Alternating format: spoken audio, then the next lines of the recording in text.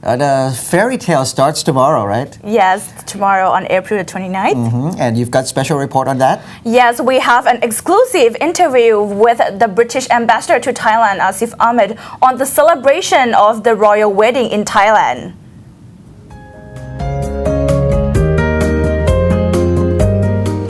Well, thank you very much, Mr. Ambassador, for joining our program today. It's a pleasure to be here. And as the royal wedding is the hot topic recently, and why do you think people all over the world are watching this wedding? For a very, very simple reason. One is that any wedding is something that people are emotionally attracted to. It's the beginning of a new life. And this story is a typical story of romance, of two people who go to university, meet, fall in love, have a little bit of a fight, then come together again. You know, it's something that every family, every individual can relate to. But it's like a fairy tale come true. It is, but you know, every young person, when they're tiny, they read fairy stories about a young prince, a princess, but very few become real life royals. So for them, of course, that's the additional duty and obligation. And that's why I think that's the second element. It makes it very, very exciting because royalty now is much more accessible, certainly in the UK, and throughout the generations, it's become closer and closer to the people. Yes. I go back to the film, The King's Speech, which I think many people have seen, and you see how previously, you know, just the obligation of performing on radio was such a difficult thing for somebody to do, especially with a speech impediment. But through training, through experience, the king then became very, very good at communicating with the public.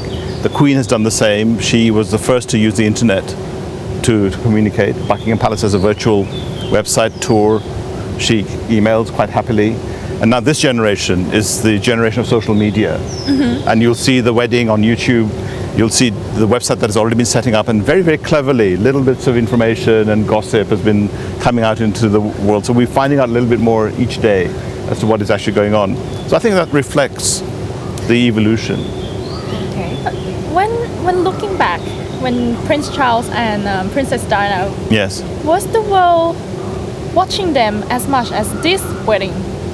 Oh, I think so, in a different way. I think, for sure, the global access now is much bigger. I mean, there were parts of the world then where satellite television had not reached, where certainly YouTube was not accessible, and maybe the celebrity element was just beginning at that time, and which is now just a part of the modern era. Anybody who's well known for whatever reason has to address the fact that they are global figures.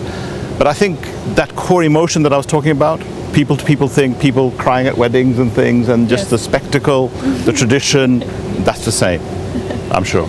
And where were you at that time of Prince Charles and Princess Diana's wedding? I was in London. What were you doing? I was working then for a bank, rather than for the British government. So I was enjoying it like any other member of the public. Okay. Did you enjoy it as well? Oh, tremendously. In fact, my wife is probably much more of a royal fan than I could possibly ever be. She follows every story.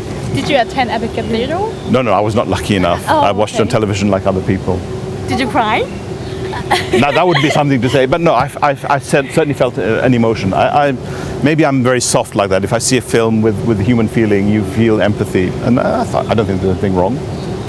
Well, a lot of people say this wedding is the wedding of the century. Yes. Do you think it is? I think every wedding is the wedding of the century, whether it's yours or mine, or the royals. For them, it's the wedding of the century. But everything will be broadcast live. Yes.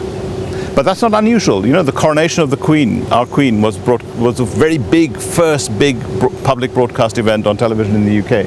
It was many people bought a television for the first time because of that. Really? Yeah. So I think every time something special like this happens, it just moves things along that bit more. But I think this time there'll be countries watching this from a very new perspective. If you look at our near neighbours in Eastern Europe. In Charles and Diana's wedding, they were still part of the old communist regime. Things were a bit dark. They're now part of big modern Europe. If you look at Asia, now this is the rising place. You're more wired up here than anybody else. People are walking around with mobile phones where they can view what's going on. They can text each other real. I think nowadays people actually have the virtual experience before the real one.